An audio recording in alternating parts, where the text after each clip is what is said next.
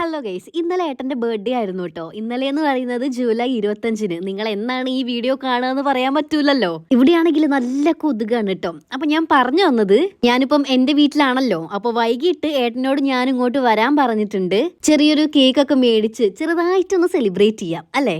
Cake ഞാൻ order ചെയ്തിട്ടുണ്ടായിരുന്നു കേട്ടോ. അപ്പോൾ വൈകിട്ട് അവരെ എനിക്കത് കൊണ്ടു തന്ന്, അവർ വിളിച്ചാൽ തിരക്കിൽ അത് പോയി വാങ്ങുന്നതൊന്നും എനിക്ക് വീഡിയോ എടുക്കാൻ പറ്റിയില്ല കേട്ടോ. നോൺ വെജ് ഇല്ലാതെ എന്തോന്ന് ആഘോഷാലേ. അപ്പോൾ ഒരു ചിക്കൻ കറി കൂടെ ഞാൻ വെക്കാന്ന് വിചാരിക്കുന്നുണ്ട് കേട്ടോ. കേക്ക് ഞാൻ ഫ്രിഡ്ജിൽ കയറ്റി ചിക്കൻ കറിയുടെ പണിയിലേക്ക് കടന്നു. ക്യാമറയിൽ ആവി കൊണ്ടാൽ ഇതാ ഇങ്ങനെ ഇരിക്കും. ഇത് നാടൻ കോഴിയാണ്, നല്ല ടേസ്റ്റ് ആണ് കേട്ടോ. അപ്പോഴേക്ക് ഏട്ടൻ എത്തി. ഏട്ടൻ വന്നതൊന്നും എനിക്ക് വീഡിയോ എടുക്കാൻ പറ്റിയില്ല. ഏട്ടൻ നേരത്തെ എത്തി, പക്ഷെ വേറൊരാളും കൂടെ ഉണ്ട്. അയാൾ എത്താൻ ലേറ്റ് ആയി. അതാരാണെന്ന് ഞാൻ വഴിയേ പറയാം. കേക്ക് എനിക്കിഷ്ടപ്പെട്ട ഫ്ലേവർ ആണ് കേട്ടോ ഞാൻ ഓർഡർ ചെയ്തത്. വൈറ്റ് വാൻജോ കഴിച്ചിട്ട് എല്ലാവർക്കും നല്ലോണം ഇഷ്ടമായി. ഏട്ടൻ്റെ വയസ്സ് എത്രയാണെന്ന് വീഡിയോയിൽ പറയണ്ടെന്ന് പറഞ്ഞതുകൊണ്ട് അത് ഞാൻ പറയുന്നില്ല.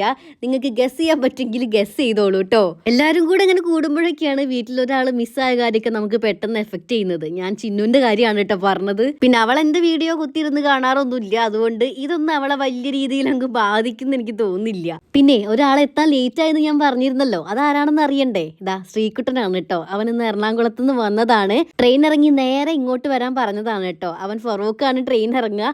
ഫറൂഖ് റെയിൽവേ സ്റ്റേഷനിൽ ഇങ്ങോട്ട് നടക്കാനുള്ള ദൂരേ ഉള്ളൂ. അങ്ങനെ കേക്ക് മുറിക്കൽ ചടങ്ങ് കഴിഞ്ഞ് എല്ലാവരും ഫുഡ് അടിക്കൽ ചടങ്ങിലേക്ക് കടന്നു കേട്ടോ. ചോറ് വേണ്ടവർക്ക് ചോറ് കഴിക്കാം, ചപ്പാത്തി വേണ്ടവർക്ക് ചപ്പാത്തി കഴിക്കാം. ഞാൻ പിന്നെ ചപ്പാത്തി തുടങ്ങി ചോറിലാണ് അവസാനിപ്പിച്ചത്. ഫുഡും കഴിച്ച് കുറേ നേരം സംസാരിച്ചിരുന്നിട്ടൊക്കെയാണ് കേട്ടോ അവര് പോയത്. അപ്പം അങ്ങനെയൊക്കെയാണ് കാര്യങ്ങൾ. ഇനി എന്തായാലും ഞാൻ പോയി കിടന്നുറങ്ങട്ടെ. ടാറ്റാ.